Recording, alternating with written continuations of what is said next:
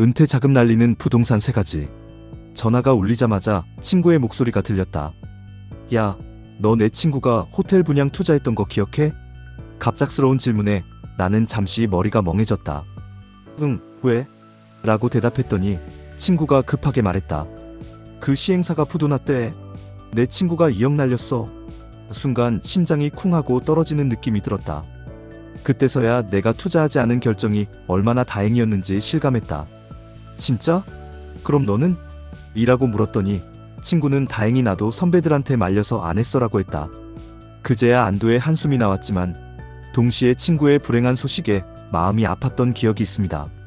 최근 체감 경기가 급격히 악화되고 있으며 자영업자들의 폐업률은 역대 최고 수준에 도달했습니다. 창업 후 1년 이내에 폐업하는 점포의 비율은 57%에 이르고 2년 이내에 폐업하는 점포는 무려 80%에 달합니다. 이렇게 남은 20% 중에서도 5년 이상 운영되는 자영업자는 손에 꼽힐 정도로 드뭅니다. 소비 위축과 함께 자영업의 폐업률이 높아지면서 은퇴 후 퇴직금을 가지고 창업하려는 수요는 지속적으로 감소하는 추세를 보이고 있습니다. 반대로 수익형 부동산에 대한 관심은 오히려 증가하고 있습니다. 이는 1인 가구 및 2인 가구의 증가세와도 관련이 깊습니다. 수익형 부동산은 크게 주거 상품과 비주거 상품으로 나눌 수 있습니다. 대표적인 수익형 주거 상품으로는 다세대 주택과 오피스텔이 있으며 비주거 상품으로는 상가가 있습니다. 현재 투자자들은 소액으로 투자할 수 있으면서도 높은 수익을 기대할 수 있는 투자처에 몰리고 있습니다. 이러한 수요를 노리고 허위 또는 과장된 홍보로 수익을 챙기는 업체들이 많이 존재합니다. 만약 허위 광고에 속아 잘못된 선택을 하게 된다면 평생 모은 퇴직금을 잃을 위험이 있습니다. 그렇다면 어떤 부동산을 매수할 때 특히 주의가 필요할까요? 오늘은 은퇴 후 재테크를 계획하고 계신 분들을 위해 주의가 필요한 부동산 3가지를 소개하고자 합니다. 1. 분양형 호텔 및 펜션. 첫 번째로 주의해야 할 것은 분양형 호텔 및 펜션입니다. 많은 업체들이 분양형 호텔 등을 광고할 때 연 7%에서 10% 이상의 높은 수익률을 제시합니다. 일정 기간 동안에는 연간 수익률을 보장하기도 합니다. 그러나 실제로 오픈한 후에는 광고와는 다른 상황이 종종 발생하며 공사 도중에 문제가 발생하는 업체들도 많습니다. 최초 분양 가격이 원가에 비해 비싼 경우가 많기 때문에 보장된 수익이 분양가에 포함되어 있는 경우가 많습니다. 결국 본인의 분양 대금으로 수익을 받는 셈입니다. 수익률과 함께 분양형 호텔의 또 다른 매력은 전문 호텔 관리 업체가 관리하고 수익을 정산해주는 시스템입니다. 하지만 이 또한 시행사와 관리업체 간의 분쟁, 관리업체의 적자로 인한 영업 이탈 등 여러 문제가 발생할 수 있습니다. 인터넷에서 조금만 검색해보셔도 큰 실패를 경험한 사례를 쉽게 찾아볼 수 있습니다. 은퇴자금 재테크에서 중요한 것은 지속적인 수익 창출과 환금성입니다. 무엇보다 가장 큰 문제는 환금성입니다. 분양형 호텔은 매도를 원하는 타이밍에 매도하는 것이 매우 어렵습니다. 이로 인해 투자한 원금을 잃는 경우도 발생할 수 있습니다. 성공적인 분양형 호텔이라도 매도에는 상당한 시간이 소요됩니다. 따라서 노후 대비를 위한 재테크 수단으로는 적합하지 않다고 할 수 있습니다. 2. 지방의 대학가 인근 수익형 주택. 두 번째로 주의해야 할 것은 지방 대학가 인근의 수익형 주택입니다.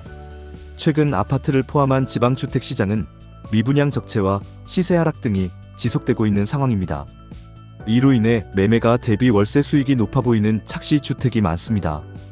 특히 대학가의 경우 투자금 대비 연 수익률이 10%가 넘는 수익형 주택들이 많이 존재합니다. 따라서 많은 사람들이 지방의 대학가 주변에 위치한 통건물이나 수익형 주택에 투자하거나 관심을 가지게 됩니다. 하지만 문제는 지방의 경우 서울 및 수도권보다 건물의 내용 연수에 따른 감가가 심하다는 점입니다. 더욱이 투자자의 거주지와 부동산의 거리가 먼 경우 관리의 어려움으로 인해 오히려 스트레스를 받을 수 있습니다. 또한 장기적인 학령 인구 감소로 인해 많은 대학의 지방 캠퍼스가 축소되는 추세입니다. 분양형 호텔과 마찬가지로 환금할 수요가 적기 때문에 매도가 어려운 상황이 발생할 수 있습니다.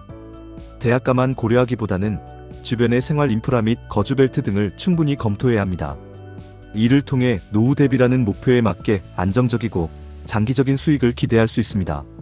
3. 토지 투자.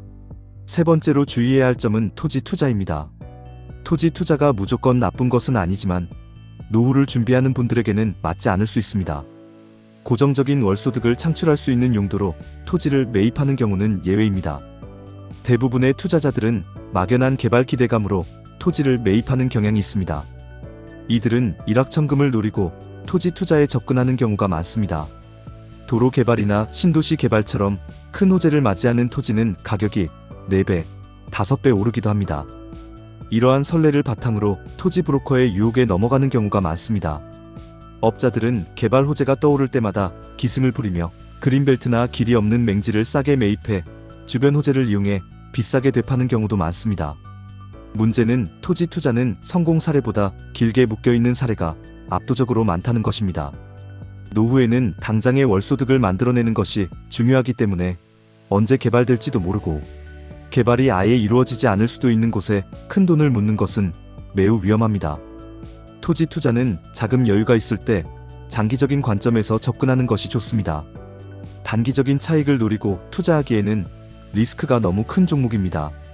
게다가 부동산 종목 중 세율이 높은 종목이기 때문에 수익이 아니라 오히려 지속적인 비용이 발생할 가능성이 큽니다. 자, 이제 결론을 내리겠습니다. 은퇴 자금으로 재테크를 준비 중이신가요? 오늘은 은퇴 시기에 적합하지 않은 투자처 3가지를 알아보았습니다. 노후에는 그동안 모은 자산을 활용해 소비 수준에 맞는 소득을 유지하는 재테크가 필요합니다. 따라서 단기적인 차익을 노리는 투자보다는 안정적인 소득을 창출할 수 있는 부동산 종목과 입지를 선택해야 합니다. 젊은 시기의 실수는 언제든지 만회할 수 있지만 노년기의 실수는 만회가 매우 어렵거나 아예 불가능할 수 있습니다. 그러므로 어떤 투자처를 선택하든 보다 신중한 접근이 필요합니다. 영상을 보시고 도움이 되셨다면 구독, 좋아요 눌러주시고 다양한 의견 남겨주세요.